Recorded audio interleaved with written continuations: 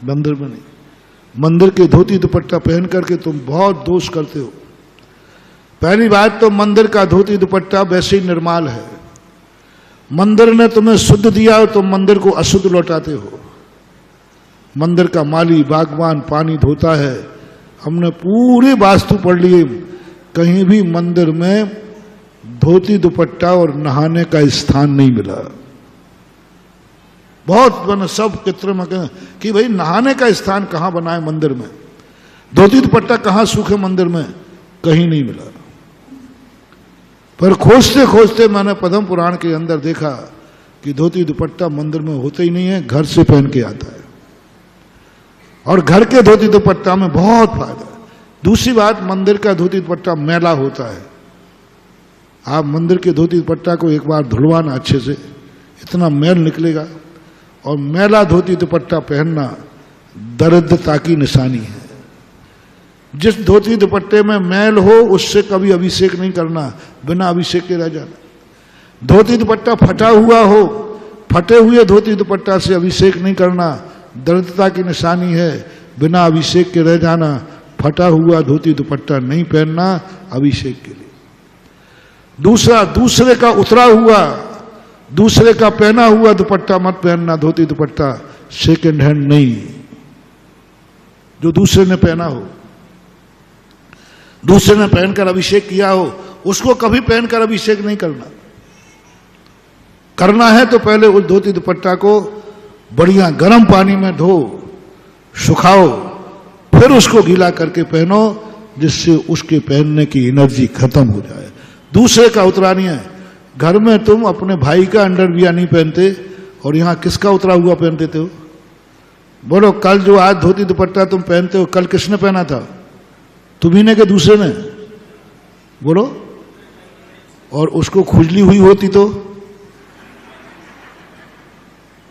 पहन लेते। दूसरे का उतरा हुआ नहीं। मंदिर में ही मान लो तुम्हें करना है तो मंदिर में आप अपने नाम का धोती दुपट्टा डालिए, उस पर नाम लिखिए और आप ही पहनेंगे उसमें। और मंदिर यदि आपका धोएगा तो मंदिर में धुलवाई दीजिए, सुखाने का स्थान दीजिए, तब कहीं मंदिर में। पहले तो मंदिर में 2 जोड़ी धोती दुपट्टा दो साल भर के, और उसकी धुलवाई दो। एक धोती दुपट्टा की धुलवाई क्या लगेगी? 10 रुपया, 10 रुपया मान ले तो महीने का 300, साल भर का 3600। 3600 रुपया तो धुलवाई के जमा कराओ जो मंदिर के धोती दुपट्टा पहनते हैं। और 2 धोती दुपट्टा जोड़े, ये 2 धोती 2 दुपट्टा मंदिर में दान दो। कितने के आएंगे? 1000 के, 1000 के मान ले तो 3600 100 हो गए 4600। जिस हाल में सुखाए जाएंगे तुम्हारा धोती दुपट्टा सूख रहा, उस हाल का किराया कितना है? हाँ, ऐसे नहीं है कि लगे रहो मुन्ना भाई भगवान का माल है, गिर रहो, एक एक कौड़ी का हिसाब चाहिए। इसलिए तो सिद्धि नहीं हो रही है। अभिषेक कर रहे, पूजन कर रहे, सब कुछ कर रहे, निर्माल खा रहे हो। निर्माल का बाबा का माल बाबा को है। हमारे यहां जो गुल्लकें रखी जाती है ना, ये दान इकट्ठा करने के लिए नहीं है, दान इकट्ठा करने के लिए नहीं है। बहुत बड़ी भूल है तुम्हारी। ये इकट्ठा करने की है कि मैं मंदिर में आया हूं तो मेरे माध्यम से मंदिर गंदा होगा, झाड़ू लगेगी। मैं मंदिर में आया हूं, मैंने चटाई का उपयोग किया है, चटाई का किराया कितना है?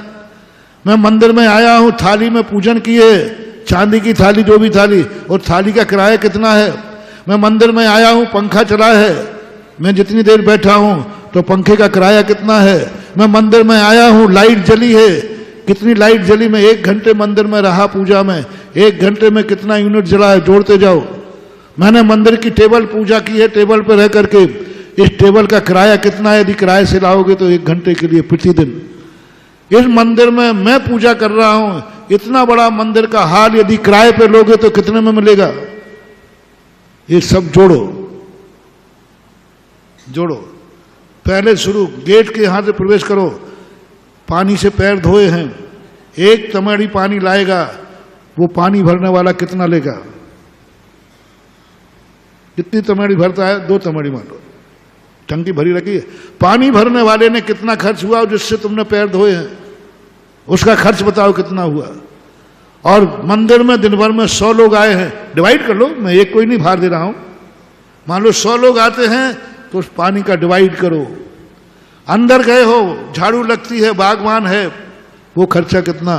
जिस जिस चीज का तुमने उपयोग किया, चटाई पे बैठे हो, एक चटाई यदि किराए पे लोगे तो कितने में मिलेगी, हर चीज का वो सब मिलाकर के व्यक्ति कहता है मंदिर में।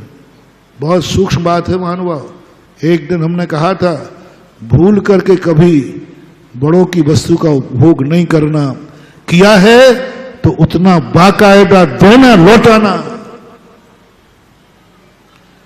तुरंत अब क्या करें, तो दिन भर में मान लीजिए यहां 100 लोग आते हैं, तो सब ने कहा दिन भर का सारा खर्च कितना है, इस मंदिर का किराया कितना है।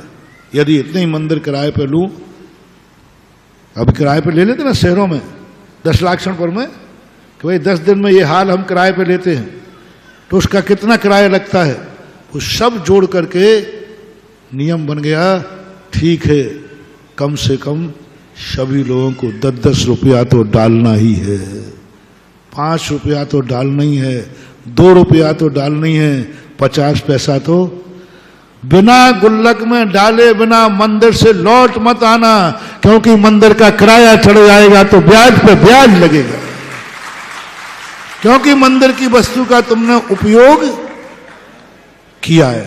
बोलो ये लाइट किसके लिए लगी, भगवान के लिए कि तुम्हारे लिए? पंखा किसके लिए, भगवान के लिए कि तुम्हारे लिए? ये सारी जो मंदिर का हॉल बनाया गया वो किसके लिए? भगवान का वेदी पे तो बेचारा छोटे से पे बैठता है, बड़ा मंदिर बनाया किसके लिए? भगवान के लिए, तुम्हारे लिए। बाहर पानी रखा है किसके लिए? सब व्यवस्थाएं तुम्हारी है। तो ईमानदारी से मंदिर निकलने के पहले आपने जितना लिया है, यदि आपने मंदिर की द्रव्य ली है तो ईमानदारी से मंदिर की द्रव्य उतनी कितनी चढ़ाई आपने, 2 बादामें चढ़ाई हैं तो 2 बादामें कितने की हिसाब लगा लो। ऐसे ही नहीं है कि फोकट का माल है चेपे जाओ चढ़ाए जाओ, कुछ नहीं होने वाला बंधु, नहीं चढ़ाना श्रेष्ठ है। एक एक चीज का, धोती दुपट्टा तक का भी उसका हिसाब चुकाना है। गुल्लक में इतना पैसा निकलना चाहिए जो प्रतिदिन मंदिर जाते उनको, जिससे कि मंदिर का जितना खर्च है वो मंदिर से कहीं और से न लगाया जाए, तुम्हारे द्वारा दिया जाना चाहिए। हाँ खाओ, जम के खाओ, कुछ नहीं होने वाला। पूरी विधि जिस दिन बताऊंगा तुम्हें रोंगटे खड़े हो जाएंगे, आज तक मैंने मंदिर से पाप ही कमाया है। और तुम मंदिरों को बदनाम करते हो, हमें जिंदगी भर हो गया अभिषेक करते, हमें कोई पुण्य नहीं मिला, जैसे थे वैसे ही हैं। जिंदगी भर हो गया मंदिर आते हुए, महाराज ज्यों के त्यों हैं, इतनी पूजाएं करते, ज्यों के त्यों गरीबी हैं। अरे गरीब नहीं रहोगे तो क्या रहोगे? ब्याज तो देखो मंदिर का कितना है, कितना बड़ा तुम्हारे ऊपर ऋण चढ़ा हुआ है, कितना बड़ा ऋण चढ़ा है।